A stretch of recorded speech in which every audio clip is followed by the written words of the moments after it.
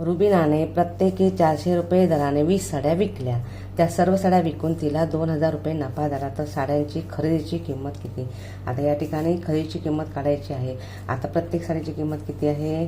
एका साडीची किंमत जर 400 रुपये आहे तर 20 साड्यांची आपण किंमत काढूया. मग 20 साड्यांची किंमत काढताना 400 गुणिले 20 म्हणजे शून्य उत्तरामध्ये शेवटी आहे ती उत्तरामध्ये लिहून घेऊया 3 शून्य आणि संख्येला गुणाल्या 4 दुना 8. 8000 रुपये साड्या त्या काय केल्या? त्याने विकलेल्या आहेत. विक्रीची किंमत ही आली. पण जेव्हा 8000 रुपयाला विकल्या तेव्हा तिला किती रुपये नफा झाला? 2000 रुपये नफा झाला. मग आता नफा झाला, मग खरेदीची किंमत काढायची आहे. मग आपण सूत्र लिहूया.